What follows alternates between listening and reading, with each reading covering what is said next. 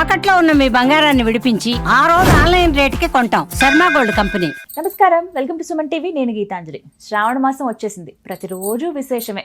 సోమవారం నుంచి మొదలు పెడితే మళ్ళీ ఆదివారం వరకు కూడా చాలా ప్రత్యేకంగా ఉంటుంది అని అంటారు. ఇక మంగళవారాలు, శుక్రవారాలు అయితే చెప్పనవసరం లేదు. ఇక వీటన్నిటితో పాటుగా శ్రావణ శనివారాలు కూడా చాలా విశేషంగా పూజలు చేసుకోవచ్చు, స్వామి అనుగ్రహాన్ని పొందొచ్చు అని చెప్తారండి. అందులో ముఖ్యంగా మొదటి శ్రావణ శనివారం రోజున ఎంతో విశేషమని, ప్రత్యేకంగా పిల్లల్లో కొంతమందిలో మనం చూస్తున్నాం, అలాగే పెద్దవాళ్ళలో కూడా వినికిడి సమస్యలు చాలా సడన్గా వస్తూ ఉంటాయి. వాళ్ళకి ఎన్నో ఏళ్లుగా తగ్గని వాళ్ళు ఉంటారు, పుట్టినప్పటి నుంచే పిల్లలకి సమస్యలు ఉన్న వాళ్ళు ఉంటారు, అలాగే సర్ప సంబంధ దోషాలు ఉన్న వాళ్ళు కూడా ఉంటారు. అలాంటి వాళ్ళకి ఒక చక్కటి పరిహారం చేసుకుంటే గనక వాళ్ళకి ఖచ్చితంగా ఆ సమస్యల నుంచి బయటపడతారని చెప్తున్నారు ప్రముఖ జ్యోతిష్యులు బ్రహ్మశ్రీ నందిబట్ల శ్రీహరి శర్మ గురువు గారు. మరి వారితో మాట్లాడి ఆ పరిహారాలు ఏమిటో, అలాగే ఈ శ్రావణ శనివారం అసలు ఏం చేయాలో తెలుసుకుందాం. గురుగారు నమస్కారం అండి. వాగర్థావివ సంపృక్తౌ వాగర్థ ప్రతిపత్తయే జగతః పితరౌ వందే పార్వతీ పరమేశ్వరౌ. ఆదిత్యాయ చ సోమాయ మంగళాయ బుధాయ చ గురుశుక్ర శనిభ్యశ్చ రాహవే కేతవే నమః. శృంగేరి జగద్గురు పీఠాధిపతులకి, కంచి పీఠాధిపతులకి నమస్కారములు తెలియజేసుకుంటూ కార్యక్రమాన్ని ప్రారంభిద్దాం. గురుగారు, శ్రావణ శనివారం అసలు ఆ రోజు ప్రత్యేకత మాట్లాడుకుందాము. ఆ రోజు ఉన్నటువంటి నక్షత్రం కానీ తిథి కానీ ఏమిటి, విశేషమా, దేనికి విశేషం తెలియచేయండి. శ్రావణ శనివారం ఈ నెల అనగా జూలై 26వ తారీఖు రోజున వస్తుందమ్మా. ఫస్ట్ ఆ రోజున ఆశ్లేష నక్షత్రం ఉంది, తర్వాత విధియ తిథి. ఆశ్లేష నక్షత్రము అధిదేవత సర్పదేవత, అందుకనే ఇదగుం సర్పేభ్యో హవిరస్తు దుష్టం ఆశ్లేష ఏష మనుయంతి చేతః అనేటువంటి యొక్క మంత్రంతో ప్రారంభమవుతుంది. ఈ ఆశ్లేష నక్షత్రంలో చాలా విభిన్నమైనటువంటి కార్యక్రమాలు కొంతమంది చేస్తూ ఉంటుంటారు. అయితే అసలు ఈ శ్రావణ మాసానికి ఉన్నటువంటి విశిష్టతలో శనివారానికి సంబంధించి చూసుకుంటే మనకందరికీ తెలిసిందే, శనివారం వెంకటేశ్వర స్వామి యొక్క విధానంగా చేసుకుంటారు. ప్రతి ఇంట్లో కూడా ఈ మధ్య శనివార వ్రతం అనేటువంటిది బాగా చక్కగా చేస్తూ వస్తున్నారు.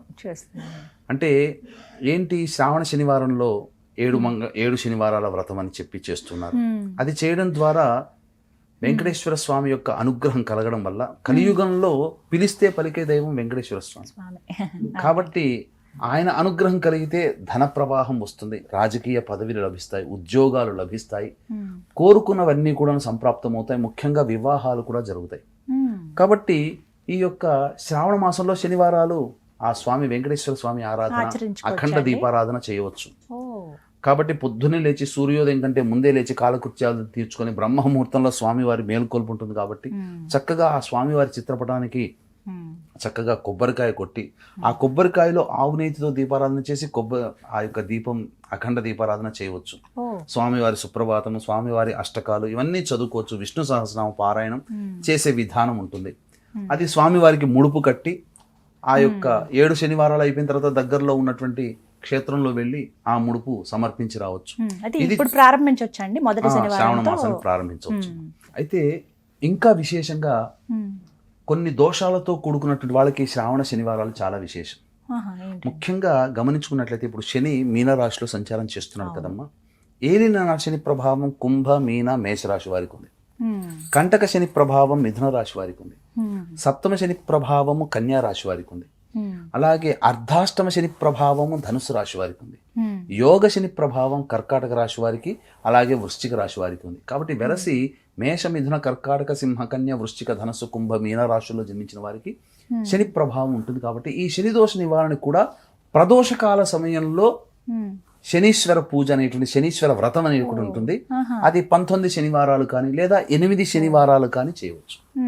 ఇలా చేసిన ఈ రాశుల్లో చెప్పినటువంటి రాశుల్లో జన్మించినటువంటి వాళ్ళకి శని ప్రభావం తగ్గుముఖం పడుతుంది. పైగా జూలై 13 నుంచి శని వక్రీకరించాడు కాబట్టి ప్రభావం ఏమైపోతుంది, కర్కాటక రాశి వారికి అష్టమ శని దోషం వస్తుంది, వృశ్చిక రాశి వారికి అర్ధాష్టమ శని దోషం, మకర, కుంభ, మీన రాశి వారికి ఏలినాడు శని దోషం, వృషభ రాశి వారికి కంటక శని దోషం, సింహ రాశి వారికి చూసుకుంటే సప్తమ శని దోషం, మళ్ళీ ఈ మిథున రాశికి, తులారాశికి చూసుకుంటే యోగ శని దోషం.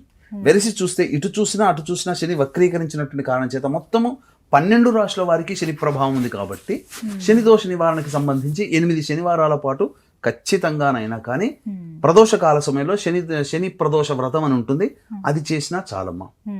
ఇంకా చెప్పాలి అని అంటే సర్పదోషాలతో బాధపడేటువంటి వాళ్ళు ఉంటారు, కాల సర్పదోషంతో బాధపడే విడిగిడి సమస్యలు ఉన్న పిల్లలు వినికిడి ఇలా చాలా సమస్యలు, అడిగాను. చర్మ సంబంధమైనటువంటి సమస్యలు. ఆ, ముఖ్యంగా మీకు ఈ యొక్క సృష్టిలో ఆ, చర్మాన్ని ఒలుచుకునేటువంటిది ప్రాణి ఒకటే, పాము. కుబుసం విడుస్తుంది. అంతే కదండి. అవును. మరి మనిషికి కూడా చర్మం పొట్లు పొట్లుగా రాలుతుంది. కొంతమందికి ఎలర్జీ వస్తుంది, సొరియాసిస్ కానీ, అవునండి, అవును.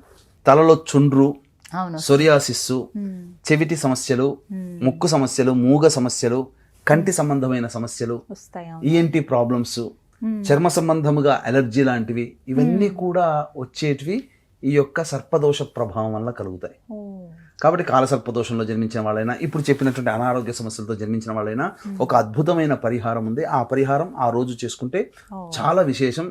ఇది శనివారం ఆశ్లేష నక్షత్రం కలిసి వచ్చింది కాబట్టి ఈ శ్రావణ మాసం మొదటి శనివారం అయిన జూలై 26వ తారీఖు రోజున చేసుకోదగినటువంటి పరిహారంగా చెప్పవచ్చు. అయితే వీక్షించేటువంటి ప్రేక్షకులు కూడా ఈ యొక్క ఆగస్టు 8వ తారీఖు రోజున పౌర్ణమితో కూడుకున్నటువంటి వరలక్ష్మి వ్రతం శుక్రవారం మరియు ఈ యొక్క శ్రవణ నక్షత్రం కూడా కలిసి వచ్చింది కాబట్టి వ్రతం ఆచరించే ప్రతి మహిళ ఈ శ్రావణ మాసంలో గొప్పగా చేసుకుంటారు. వాళ్ళకి ఆ లక్ష్మీ అనుగ్రహం అతి త్వరగా సంప్రాప్తించాలనే ఉద్దేశంతో షోడశ లక్ష్మి హోమము ఈ మేష మిథున కర్కాటక సింహ కన్య వృశ్చిక ధనుసు కుంభమీన రాశుల్లో జన్మించినటువంటి వారికి శనిదోష నివారణ హోమాలన్నింటినీ జరిపించి తామరమాల మీకు అందివ్వడం జరుగుతుంది. సాయంకాలం 7 గంటలకి ప్రారంభమవుతుంది. ఆ రోజు 5 గంటల లోపల మీరు ఈ కార్యక్రమంలో నమోదు చేసుకోవచ్చు. అవకాశం ఉన్న వాళ్ళు కార్యక్రమ తదనంతరం కాంటాక్ట్ చేసి ఆ హోమంలో ఎలా నమోదు చేసుకోవాలో పూర్తి వివరాలు తెలుసుకోవచ్చు. ఇక పరిహారం కన్నప్పుడు సర్ప విగ్రహానికి, జంటనాగు సర్ప విగ్రహానికైనా లేదా సుబ్రహ్మణ్య స్వామికైనా ఆవు పాలు, ఆవు నెయ్యి, తేనె ఈ మూడిటితో అభిషేకం జరిపించి చలివిడి నైవేద్యం, కొన్ని ప్రాంతాల్లో చిమిలి అంటారు, అది నైవేద్యంగా పెడితే చాలమ్మా. ఈ విధంగా మంగళవారాలు చేయవచ్చు, శనివారాలు కూడా మొదలుపెట్టి శ్రావణ మాసం అంతా చేస్తే మరీ విశేషము. మొదలుపెట్టే రోజే సర్ప నక్షత్రమైంది కాబట్టి కాలసర్పదోషంలో జన్మించినటువంటి వాళ్ళు శనివారం నాడు రాహుకాలంలో ఈ యొక్క ఆవ నూనెతో దీపారాధన చేసి చక్కగా సర్ప సంబంధముగా అభిషేకము జరిపించి రాహుకాలంలో సర్ప విగ్రహాన్ని గనక దానం చేసినట్లయితే కాలసర్ప దోషం తొలగిపోయి వాళ్ళ యొక్క సంకల్పం నెరవేరుతుందమ్మా. సర్పదేవత అనుగ్రహం వల్ల సంతాన సమస్యలతో బాధపడే వాళ్ళకి కూడా సంతానం కలుగుతుంది. ఈ శ్రావణ మాసంలో ఈ విధంగా చేయవచ్చు. మొదటి శనివారం గుర్తుపెట్టుకో. చక్కటి పరిహారం తెలియజేశారు గురుగారు, ధన్యవాదాలు. సర్వం శ్రీ ఉమామహేశ్వర పరబ్రహ్మార్పణమస్తు.